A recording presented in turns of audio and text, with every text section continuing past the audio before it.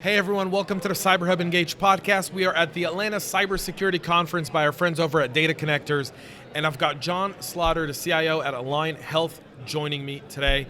And you're a CIO, so I'm typically talking to CISOs, John, not CIOs, but since I have my boss here, he's not really my boss, but typically someone a CISO reports to. Tell me a little bit about how CIOs view security and their point of view, and how that relationship with the CISO works from your your end.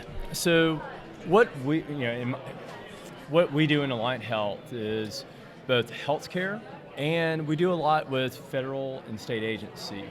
So we're probably one of the most highly regulated areas that you'll see, because we have both the government aspect and we have healthcare. So You're dealing with a lot of data that has to be secured, has to be protected. You're dealing with PHI, which is people's private information. Right, we saw what happened with Walgreens just this week with the app, so. It's Walgreens, you can go down the list. Well, and we're not shaming Walgreens. No. There's these things happen. Unfortunately, some people like to make headlines out of things happening. But it's a challenge. And it's so understanding security from a risk mitigation perspective, and how do we want to deploy our resources? How do we want to be smart about what we do? You can't be so lock everything down, don't let anything in. But by the same token, you've got to have some checks and balances. You need to have someone saying, these are the risks as we see them. These are the things that we think need to be done before we go to market with, a new app, a new product, whatever else. And to say, let's slow it down here, guys. Right. The other thing, the biggest, I guess, and maybe I'm kind of jumping ahead here, but The biggest thing is security. It used to be 20 years ago, which I'm kind of dating myself here.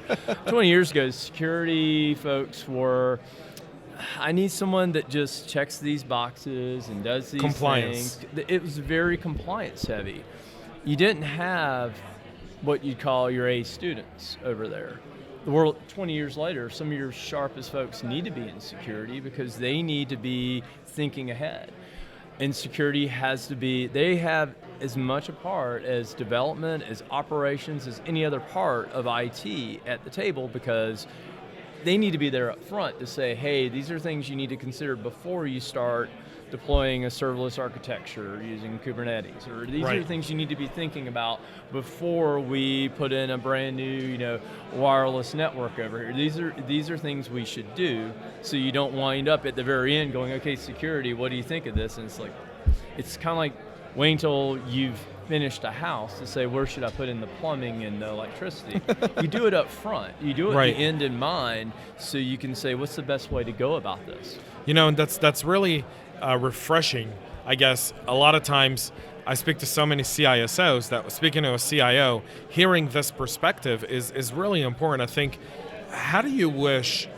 what's a better way for CISOs to communicate with their CIO, with their superiors? Like, what are some of the things you are really impressed with your CISO that help you have a very successful relationship?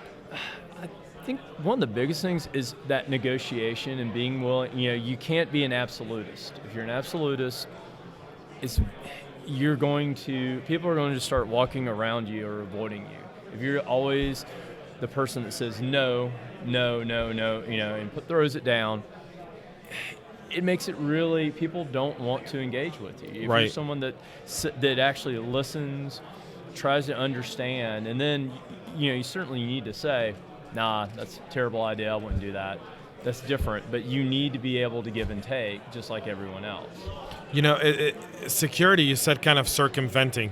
We look at the cloud and all these different cloud instances that are always getting put up by DevOps or AppSec, as they're kind of putting those up. As a CIO, what's a way for us to start to mitigate that risk of just random instances with data getting pulled out into the cloud, and just, when they're done with it, no one's taking it down. It's like they're building half a house and they're leaving it there, and no one's really saying, hey, we should probably take that down. That's, it's like the military leaving a very high value intel weapon somewhere and not destroying it.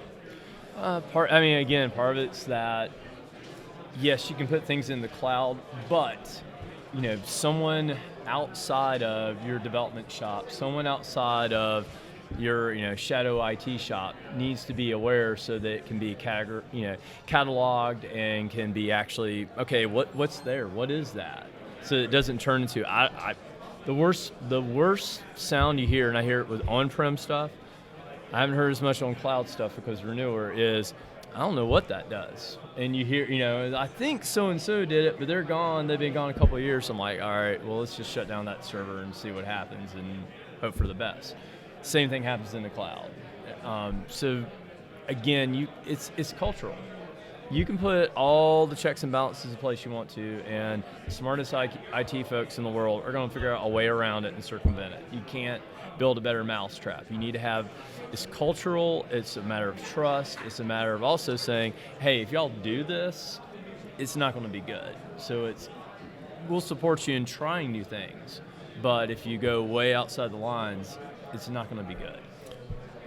When you consider a lot of the challenges that exist today for organizations as they go through their digital transformation, right? Going from on-prem to the cloud, going from servers to serverless, and all these different things. What's your best practice in terms of putting digital transformation together with security so that it's smooth and easy? Well, so that it's smoother than usual, I shall say.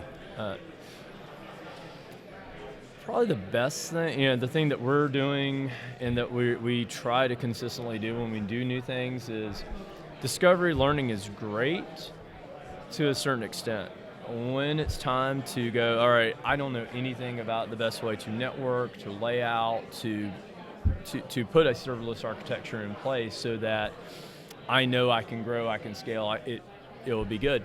You have to engage with like just good partners, folks right. who've been there, done that. Don't be afraid to spend the money up front so you don't have a big pile of garbage later. Part of the other thing is cleaning up what you have. Again, a pile of garbage in your data center is a pile of garbage in your cloud if you don't clean it up. So it's really taking the time to lay it out right. I know we're almost short on time here, so I want to be mindful of that. You're speaking at this event. You're on a very interesting panel with a lot of CIOs and CISOs today. What attracts you to speak at these events? I think, I think security as a whole has gotten kind of it has a bad connotation. It's been painted with a bad brush. It used to be IT, remember? I mean, yeah. You've been doing this long enough where remember IT were the guy, I hate when IT comes to my desk, it's the know people. And now ITs are cool, right? They're the cool guys at the water cooler, and the security guy comes, and that's when everyone goes, oh, stop, quiet. Yeah.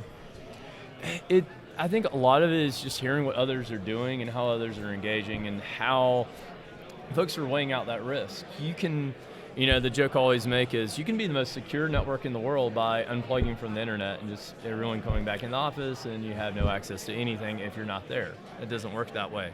It hasn't worked that way in a long time. Well, Russia tried that over Christmas. They disconnected from the global internet. That didn't work out very well for them. North Korea and others, but it's just a matter of saying how are others evaluating those risks, how are others allocating their dollars, allocating their time, talents, etc. to best protect. I mean, you'd like to say that you're 100% certain that nothing's going to go wrong.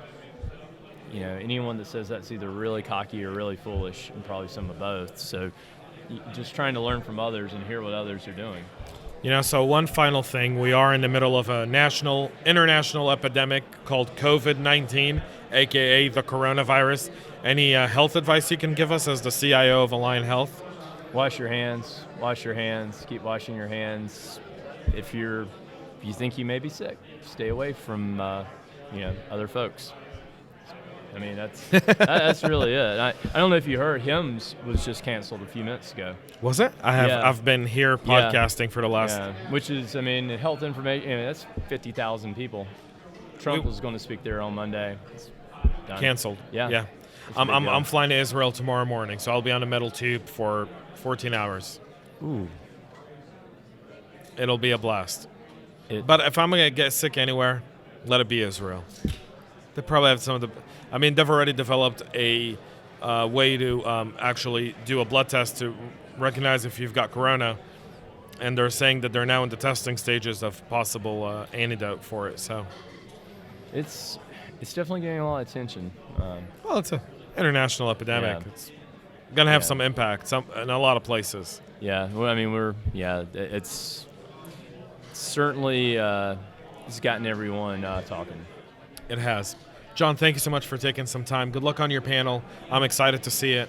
Great. Definitely hope you shed some more wisdom, and thank you so much for coming on the podcast, man. No problem. Thank you. I'll give you an elbow bump since All we're right, fair enough. since we're Corona. We're trying to be Corona hygiene, and I don't think I've left any natural oils with the amount of times I've sanitized my hands today, and that's not natural. All right, fair enough. Thanks, John. All right, hey, thank folks, you. we'll be back with so much more from the Atlanta Cybersecurity Conference here, hosted by Data Connectors. John Slaughter, CIO at Alliant Health. Stay cyber safe, and by the way, stay Corona free.